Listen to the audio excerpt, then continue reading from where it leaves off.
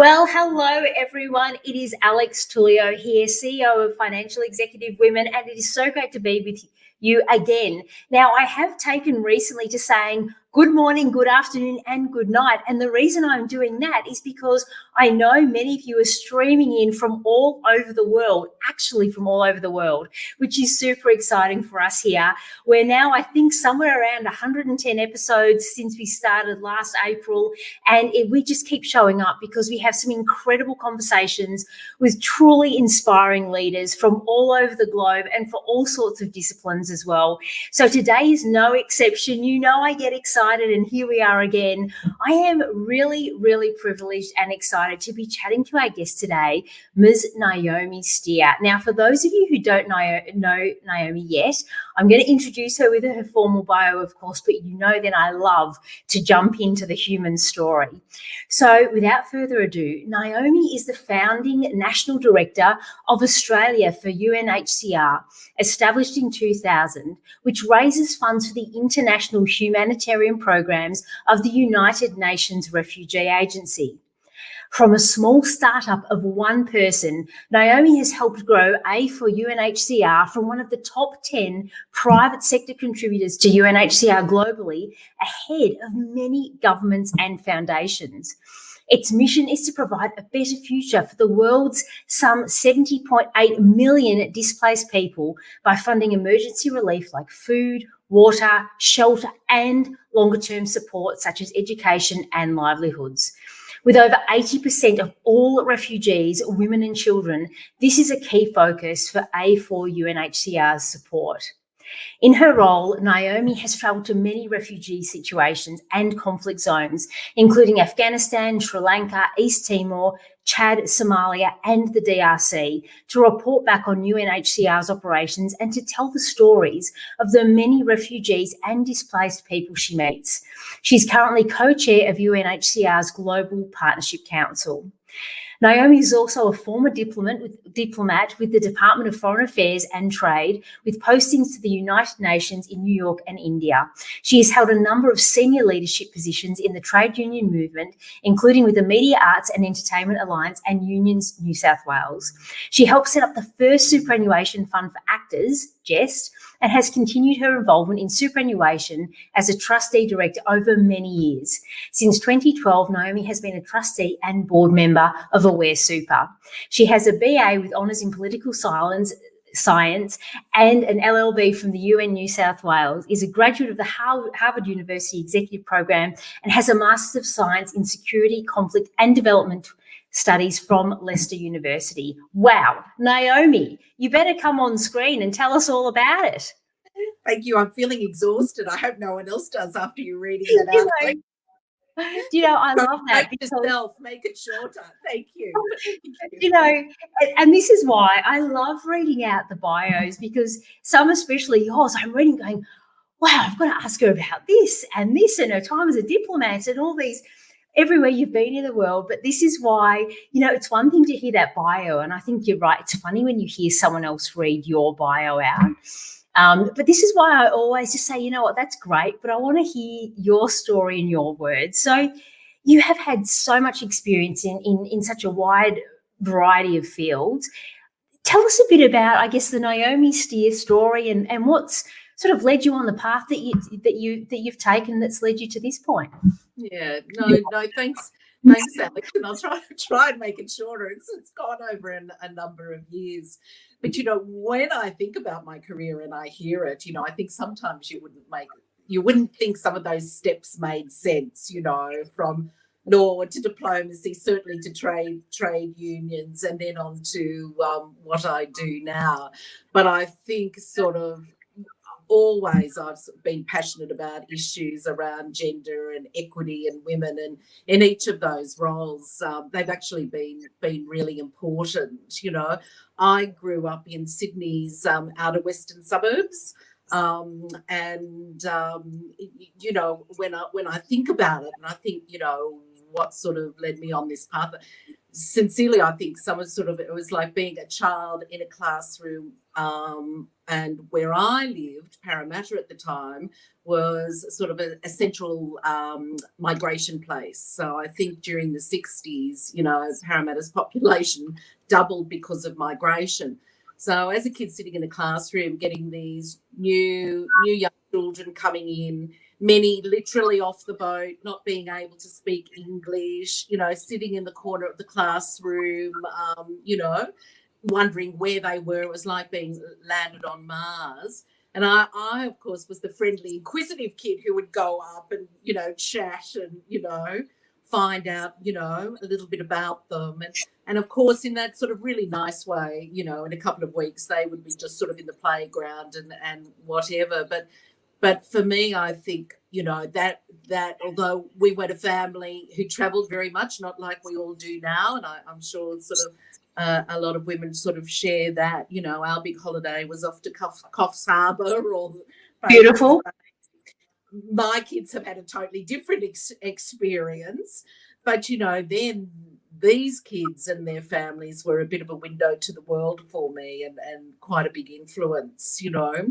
We left Parramatta and we moved to a completely different suburb. And again, when I talk about gender equity, but also issues like social justice, which have been really important to me, when I lived in Parramatta, and I say this with some pride, but, I was the equal junior swimming champion at aged 8.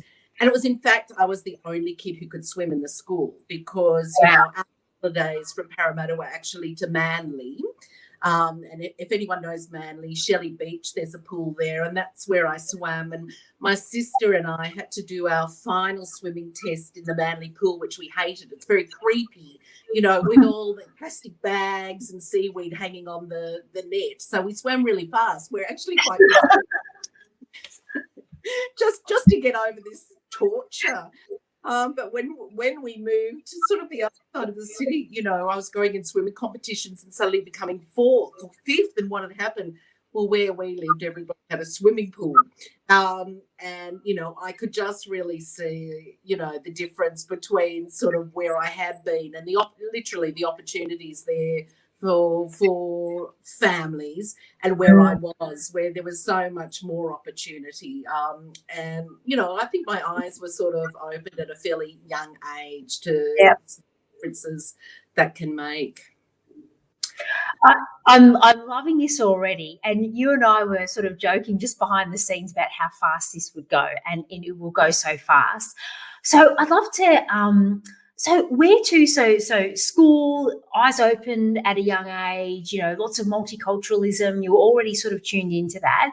What was for you? In terms of your first real job. That step on the career path. What kind of give us a bit of an insight into where you started. Well, look, I ended up, after going to an all-girls school, and I know there's lots of debate about that, but I thank the Mercy nuns for a lot of things, and it was really instilling in us and sort of, I think, particularly that generation in the late 70s, that we were sort of the first where, one of the first where university was free. And that sort of the possibilities for women went well beyond, what may have been expected, getting a job that, you could have before you got married, or that might fit in with marriage. And we were sort of really encouraged to dream much, much wider. So I ended up, and doing law at university. I have to say, I never wanted to be a lawyer. And with respect to all the lawyers out there, I still don't. But I got into it and I did enjoy it. But I knew I wasn't going to be a corporate lawyer. And so I was looking around for the things that I liked, and I did like travel. I'd backpack my way around Asia and backpack my way around Europe. I didn't think I'd make it as a flight attendant at that time. I was a bit clumsy, too many hot coffee pots on people's things. And I know it sounds funny, but I applied for Foreign Affairs and got in. And at that time, it was sort of very competitive. It still is very competitive. Yeah. And when I joined Foreign Affairs, there were very few women in senior roles. And I think we all forget this, up till the sort of mid-70s, women in the public sector, if they got married, had to leave their jobs. Yep. And it was Gough Whitlam who changed that. So when I joined, we were this sort of new young cohort, and described at the time by the men in Foreign Affairs as this women's invasion. And so in my intake, there were 27 young diplomats, and 9 of those were women. So not even 50%, but that was seen as this sort of invasion of women. And there were very few role models for us, to be honest, because most of the sort of women hadn't achieved seniority, or if they did, they left to get married. So it was really sort of what would you say, making your own way. But I was really fortunate. I got posted to the UN in New York to work on the third committee, which is the Human Rights Committee, and that deals with issues around gender equity, refugees, social justice. So in a way, all the things that sort of had been bubbling away came together, I think, around my work on this committee. And I was very much supported by women there, and there were many more women at the UN than certainly in Foreign Affairs who were real mentors. And then I went on to have a posting in India, which I loved. But for me, I felt I wanted to sort of come back and do something in Australia and be very sort of hands-on about these issues that sort of I felt quite passionate about.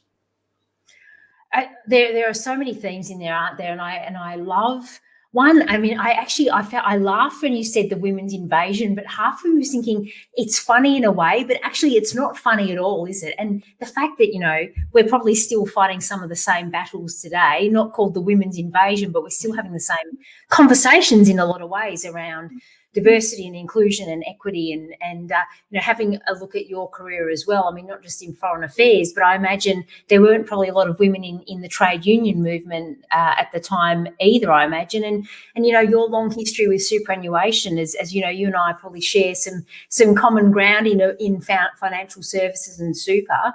Still there isn't a vast array of women in the financial services industry either. So I just thought that was interesting that on one hand, it's funny, but it's actually not funny. But you're definitely a trailblazer, because the other thing I love that you mentioned, which is something close to my heart, is role models, the importance of role models, because it is that saying, isn't it, that, you can't be what you can't see. And I think, you can and you can try, but it's very hard unless you can see that someone else is forging a path, or it can be done, or breaking stereotypes. So I think that's super important. I want to jump to the work you're doing now, and we'll probably go back and forth a few times, because I love that your history. It's sounding to me like, with all these, from your early childhood, multiculturalism, the work you've done overseas, your postings, the UN, the exposure to all these big themes. Then, of course, in 2000, you founded the UNHCR, which, when you reflect on that, we're talking 21 years ago. So so tell us about how, how did that come about from everything that you've done? You came back to Australia, obviously very strong sense of social justice and all your experience and wanting to have an impact. So tell us, how does one go about founding a one-woman band that it was then? Yeah, thanks, Alex. And I should say UNHCR has sort of been present in Australia for longer than that. It's got its diplomatic office in Canberra, and that's the office that deals with the government on policies, on asylum seeker issues, on resettlement. But, like many organisations, UN organisations, UNHCR was principally funded by the government up to probably about 20 years ago. But that funding has become like a roller coaster, not just because of politics, for all sorts of reasons. So UNHCR decided it would expand into the private sector, which was sort of revolutionary at the time for this organisation. And I had been working at that time for Unions New South Wales, the lead advocate for the pay equity case in 1999. And it was a really important case, comparing the value of librarians to engineers in the public sector. And librarians got paid a lot less than engineers. But when you actually looked at their qualifications and the type of work they did, it was similar. But for me, I'd suddenly become this black letter lawyer. When I said I never really wanted to be a lawyer, I was suddenly going through screams of industrial law and whatever. And it wasn't really what I wanted to do. I'd always seen myself, much better as a communicator and advocate and campaigner. And so one Saturday morning, there was a little ad in the paper, which my husband found when you still looked for job ads in the paper, asking for somebody to set up this new organisation for UNHCR around private sector support and engagement. And it was my husband, I give him credit, said, look, you should go for that's you. And so I did, and I got the job. And as you say, it wasn't sort of quite what I expected, because probably like everybody else, even though I'd sort of worked in the system, you have these ideas about the UN, very glamorous and whatever. And I had some ridiculous idea when I thought of it. I'd be in this office and I'd be wearing sort of Armani pantsuits or whatever.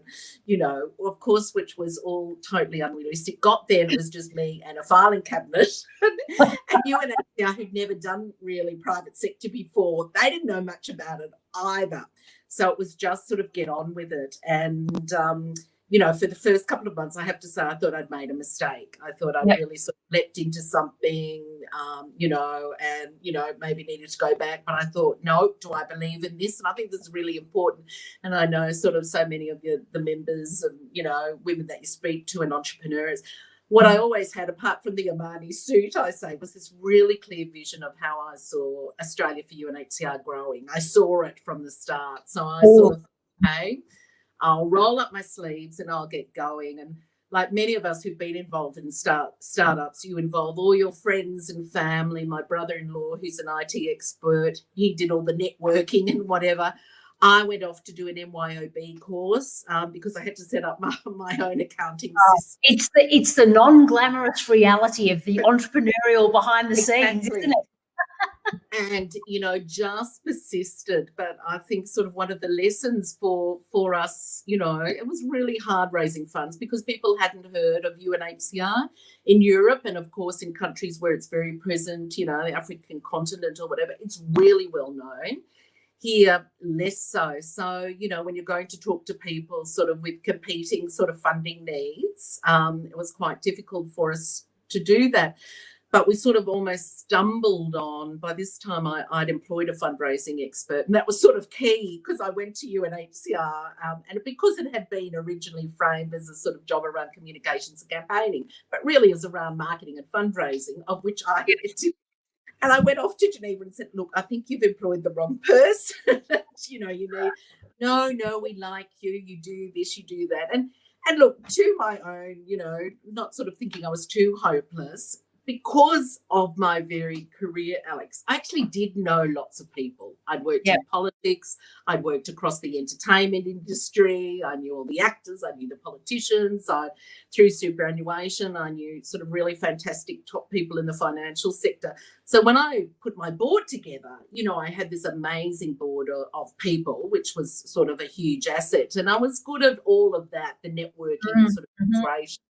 But I got a really great marketing person who's still working with me after 19 years. So I can't be that bad. Well, that definitely.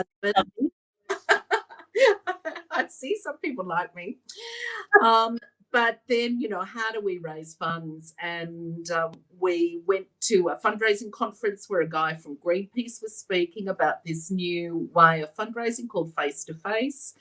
And I knew, as did Deborah, my colleague, that this, for an organisation without a brand, but if we spoke about refugees and we spoke about the UN, people were really interested in it. It was just, how did we have those conversations? So we set up the first face-to-face program for UNHCR worldwide. It's now the biggest fundraising program for UNHCR. All the other markets have adopted it. But we did it here. And again, like all those things, Alex, I went out with the team. I think I am kind of a good talker, but I remember standing near, at a Melbourne shopping centre not far from a cash machine, trying to pitch to people with this, because I was trying to learn and understand what it was. And, some homeless man watching me be hopeless came up to me afterwards and said, look, if you stand near the cash machine, people will feel guilty and want to give you money. No, not really, but thanks, and of course, you learn through all these. Not just anyone can do this, and it needs training, and so we invested a lot in that, and our program took up. For the first time, we were getting regular donors and a sustainable income, and we kind of didn't look back after that. There are so many things in there that you're talking about. One, I think there's a whole piece that I'd love to talk to you about, having that clarity of vision, apart from the Armani suits, but it's the vision and that clear vision of either wanting to have an impact or the role you want to play in the world or knowing the impact you can have. I think that's, and it's not new, is it? But it is so true that is very much the North Star, because what you're describing could be so true of, as you said, of any startup going into a new role, even if it's with a corporate, thinking, oh my gosh, I can't do this, I don't have the skills, I don't think I know what I'm doing. But especially when you're starting out by yourself, and in what you've just described, I mean, you've got to draw on all those resources and skills. But I think having that, like you said, I could see so clearly what this could be, and I just rolled my sleeves up and got on with it. I think that's, and so many of our amazing audience tuning in are all entrepreneurs, corporate leaders, execs, and everything in between. And I think we've all kind of been in that position where, you just need to remember why you're doing something. Mm-hmm. So I'd love to talk a bit more. And I just wanted to add one thing there too, Alex. I think it's also, what I've learned over many years is knowing yourself. Yes. So a part of that, and part of the point, when I reflect on getting to this position with A4U, and I'd had sort of a number of different positions, but I knew I didn't like bureaucracies. I knew I wasn't good at, around too much authority. I kind of had found out what energizes me, Yeah. And I think that sort of really helped. And, when people talk to me about that, to me, that's a bit of the starting point, going back and thinking, what really do I get my energy and enjoyment? And then sort of, doesn't matter that you're going over different sectors or different careers, as long as all those jobs or what you're doing has those key elements, that really give you that energy. That's I'm so glad you went there, because a lot of our listeners would go, oh, she's about to talk about the zone of genius again. So this is, I do go, I love this concept of this zone of genius, which is what you're describing. It's when you know what energizes you, intellectually stimulates you, that's, we're humans, that's where we excel. Like when we're doing something we love with energy, that's where we get the best results. So I love that you've brought that up. But I wanted to talk also a bit about transferable skills, because what I was thinking, which is very applicable for everyone listening, is that when you said something before, I think you said about, I was thinking, well, no, I wasn't that, but actually I know a lot of people and I've got great networks and I'm a great communicator and I have done a lot of different things. And I did have all those things as you were talking about that. I think this is also really important, because I think especially as women, we often do struggle to articulate what our strengths are, what we're good at, and kind of put that together and go, hang on, I can do this anywhere. And this is exactly what, to me, you're describing is, well, I came into this thinking it was one thing. I've invested in a brilliant team doing the things that are not my zone of genius, but you've also gone, hang on, all these things I can put together. It's relationship building and speaking with passion. And I just think that's one, it's fascinating, but I think it's a really important point. So the other thing I wanted to ask you about is that journey from, standing next to the ATM and kind of working out to, I know, some of the incredible programs, and the innovation is actually what I want to talk about as well, because, maybe there's stereotypes with everything, but I think it's not often we probably talk about innovation and, an organisation such as the UNHCR, and we probably don't talk about this enough, but I know just what you're doing now to get that sustainability of the organisation, the way you're looking at donors, things like the Leading Women's Fund. Like, I'd love to talk. Everyone, if you didn't tune into Tuesday's episode last week, I interviewed Lynn Dang, who's a director and a very accomplished woman in her own right. And we were talking, Naomi, about the Connecting Worlds app and all this innovation that is going on in this organisation to tell the story of refugees and connect to that story. So I don't know if there was a question in there. You can tell I just love talking about this. I'd love to you can go anywhere with that around innovation and what you're doing now and what you've learned, I guess, over the time as well. Yeah. And look, Lynn Dang, who, again, those of you who were able to see her speak, Lynn is an amazing woman, a refugee, arrived here, on a boat as a sort of young child and, now leading human resources for Microsoft in the Asia Pacific region. And Lynn is like so many refugee women, and I don't want to say everybody's like that or everyone's got to, but when I think especially when people have had nothing and everything taken away, you just really see people quite driven in such a positive way. I think we were talking earlier, Alex, we're having an event for World International Women's Day on the 8th of March, and one of our key guests is Dutta Ketch. And, I have had the opportunity to speak to her before the event. And Adut was so, she was what she really strikes you as. And I hope everybody will be able to join for that. Because, she said that herself after having nothing and arriving here, there are no limits. There are sort of everything is possible, and you have the courage to do that. And I just think what a fantastic thing if we could all bottle that instead of sort of having self-doubt or I can't do it or I'm too old or whatever. Another of our guests who will be at that event, Corinne Huang, also a Vietnamese refugee. I've known her for many years. She's a writer and author. And then 2 years ago, she rang me and said, look, I'm going for an audition for this new ABC series, The Heights. I'm going, Corinne, you're not an actor. And she said, well, we just need a Vietnamese person. And I'm sure enough, she got the part. So now she's an actor and won all these awards. Now, I just sort of think you just can't hold them back. And so sort of coming to sort of the sort of innovation, a lot of our projects have been inspired by women refugees who do have this sort of entrepreneurial spirit. And it's very much sort of working with the sort of communities and groups and individuals to achieve that. One of our very first projects we talk about is a computer and technology centre we built in Nakivale refugee camp in Uganda, which is described as a deep field location not far from the Congolese border. And Nakivale, like many camps, is an old camp. It had been there for decades with populations coming in and out. When we first started working there was something like 60,000 refugees, but only 6 schools, no secondary school, shortages of everything. But the refugee leadership was saying to us, look, we need food, water, shelter, but we also need to sort of be connected to the world outside. Yeah. And so they really advocated for themselves that we should sort of fund a community technology computer centre, which we did. And not time now to sort of share the sort of highs and lows of that. But classically, everything that could go wrong did go wrong. We had to have these special solar panels built and sort of transported along the muddy track to the whatever.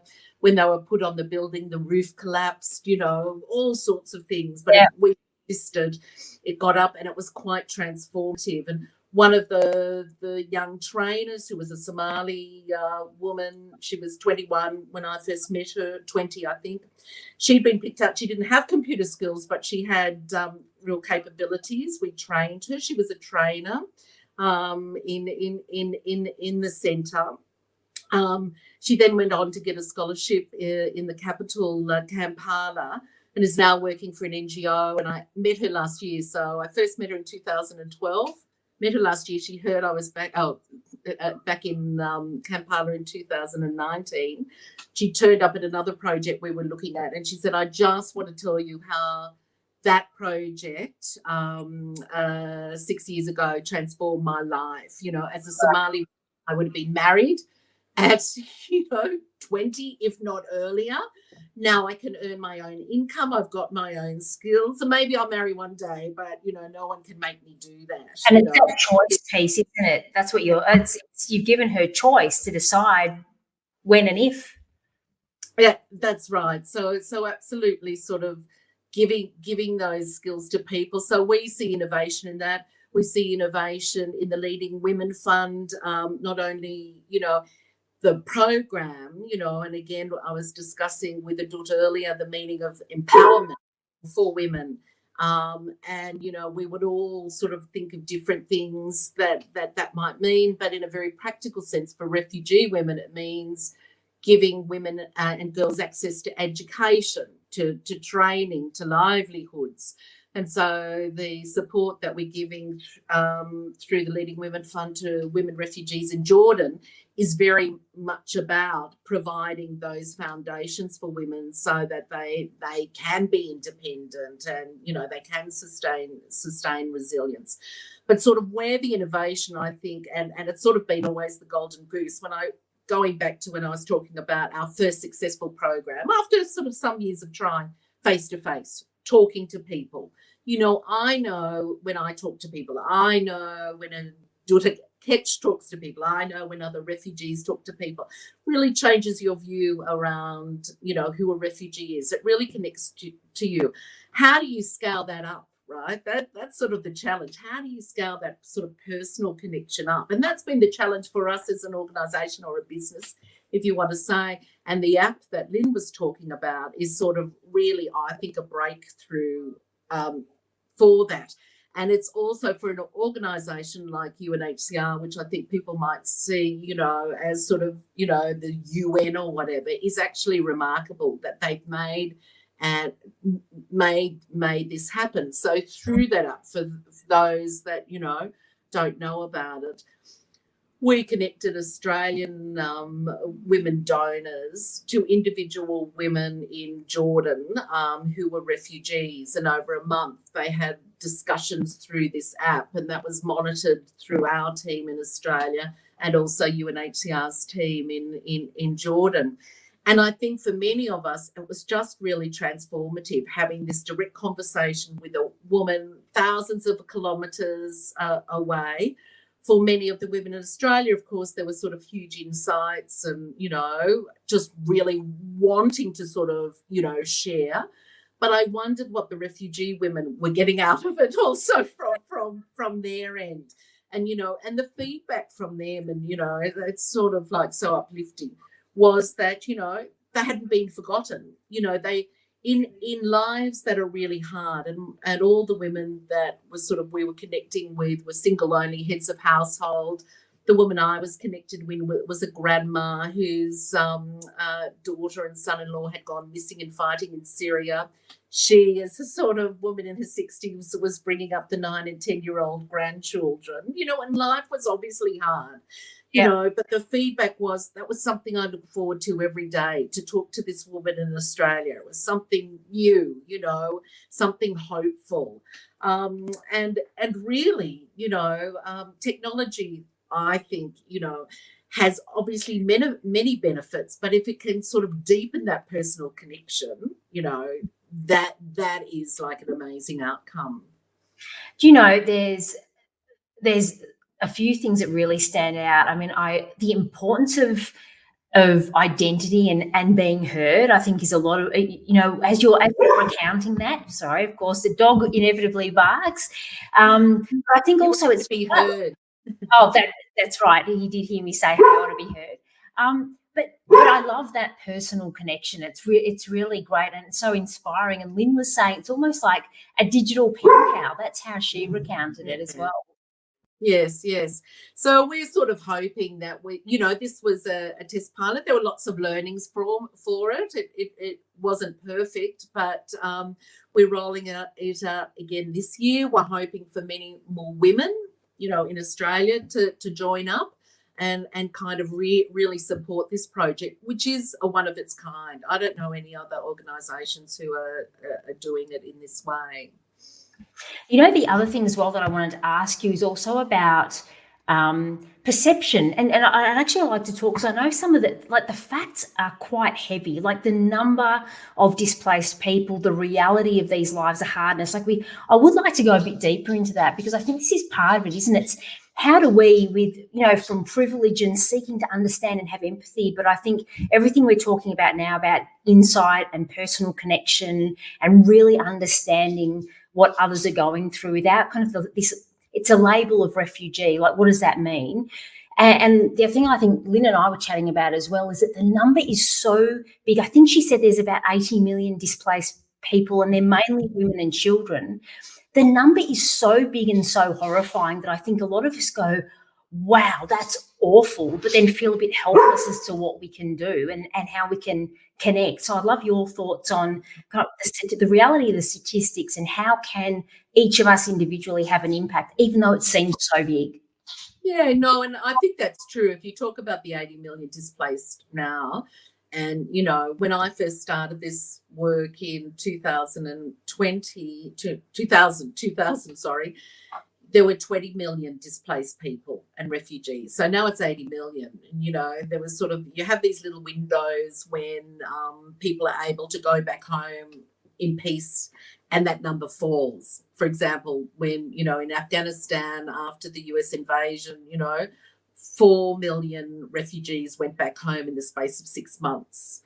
But of course, then the world shifted its eye to Iraq, and all the support that had been going into Afghanistan changed. So, a lot of whatever we do, whether it's a personal level or sort of a global level, is about sustainability. But, I think what we've tried to do at Australia for UNHCR is really connect our supporters and donors to not only stories, but, real people, and being able to see that real change.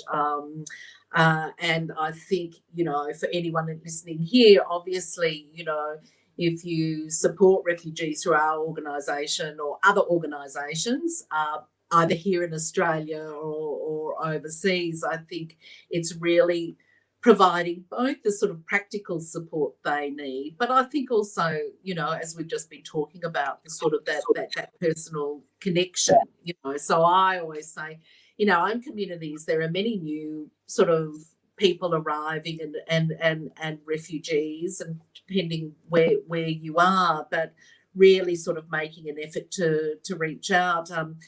One of the sort of fantastic women I know, Rosemary Kiriuku, who you should get on, Alex, at some point, who... Oh, I would love to. Australian Hero of the Year. And I've known Rosemary for years and years, who just sort of single-handedly, again, with her sort of vision and passion and belief, in her work in Western Sydney, connecting women together, first refugee and migrant women, and then, women who outside, that community.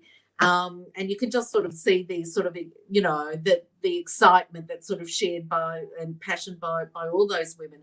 And on a wider scale, that's what we are trying to do at Australia for UNHCR. I just tell one story. Before the COVID lockdown in 2019, as part of our Leading Women Fund, we had a women's immersion leadership trip to Uganda, and it was a trial.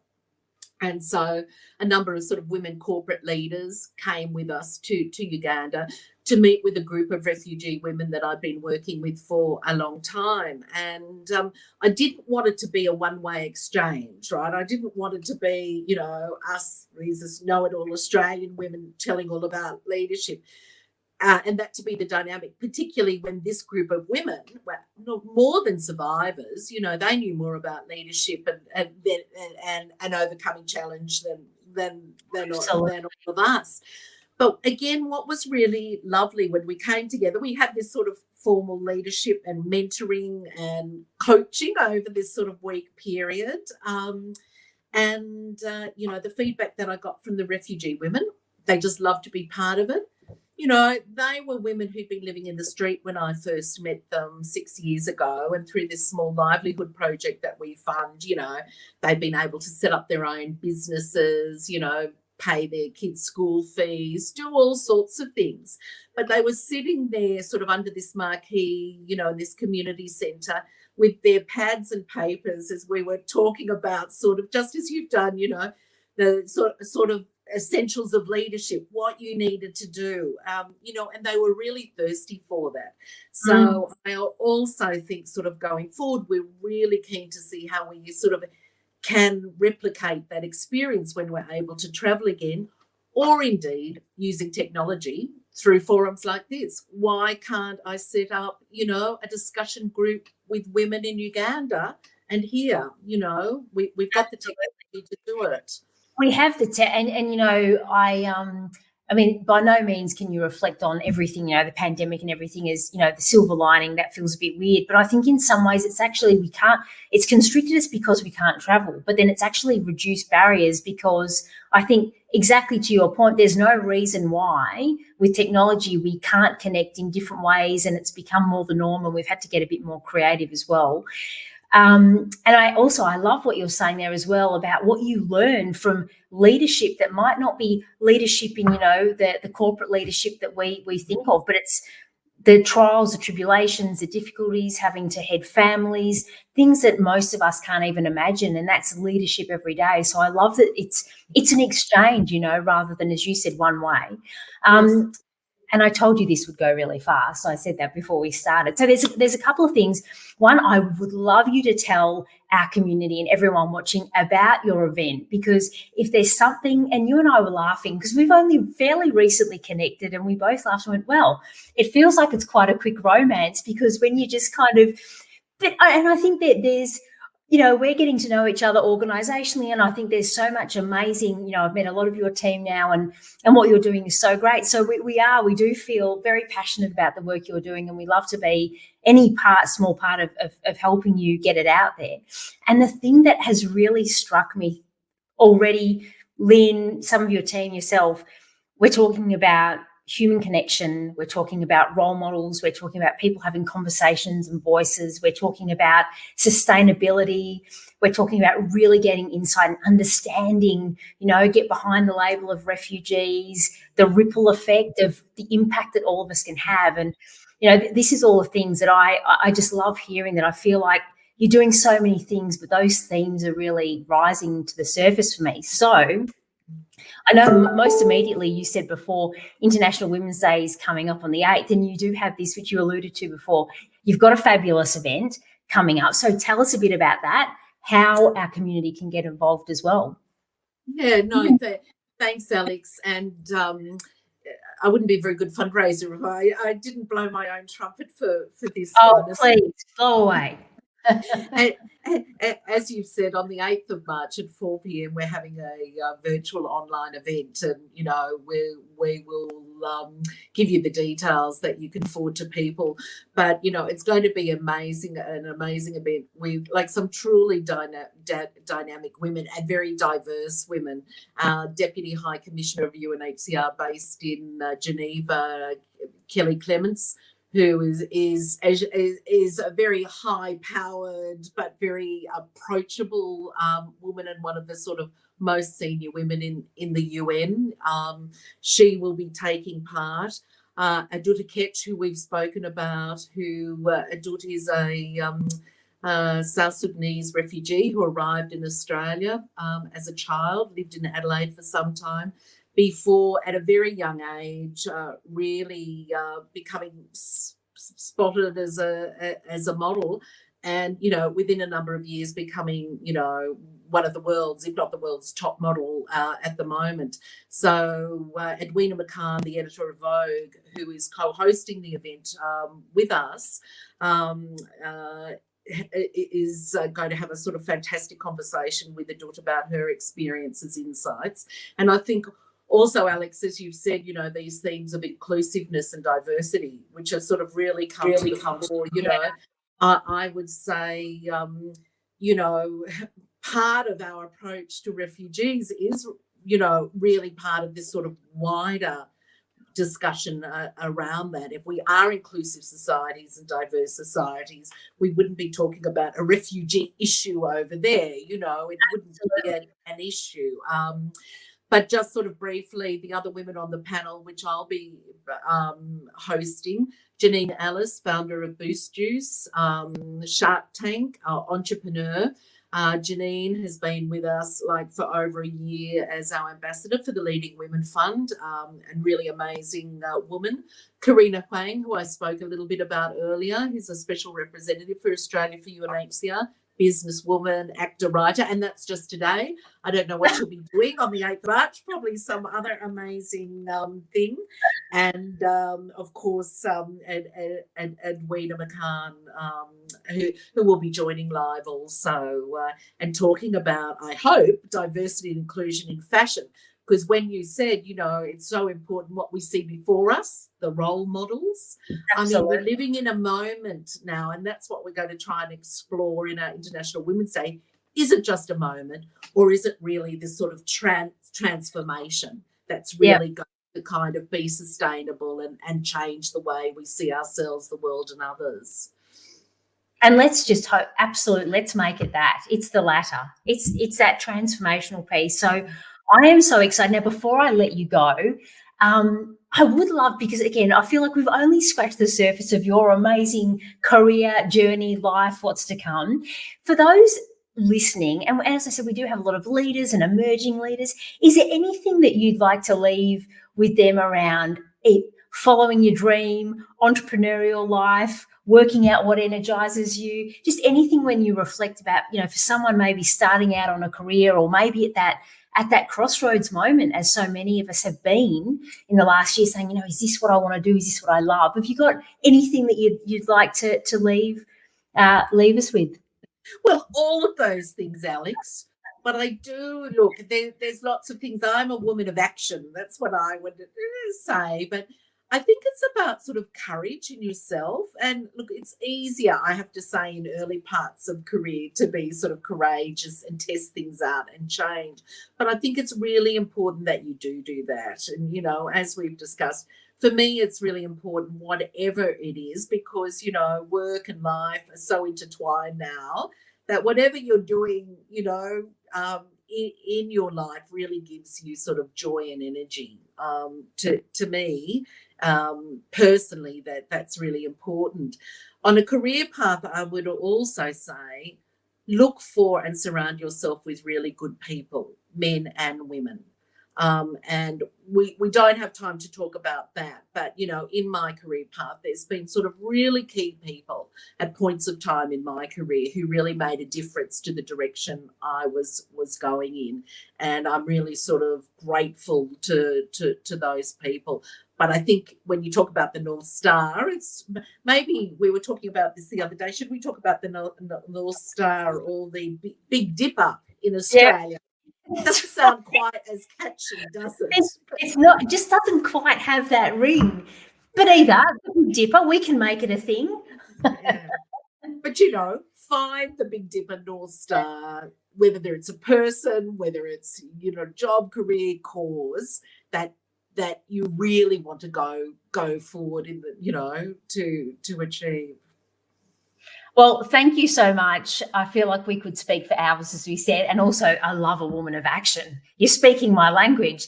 But thank you so much, Naomi. Thank you, everyone, for tuning in. And like I said, with Lynn's interview, we will be pushing out the details for this amazing International Women's Day event with UNHCR. It's going to be fantastic. So you'll definitely see more from us and this fabulous team and all the amazing work that you and the team are doing. Naomi, thank you so much for your time. It's been an absolute pleasure, and I look forward to seeing you again soon.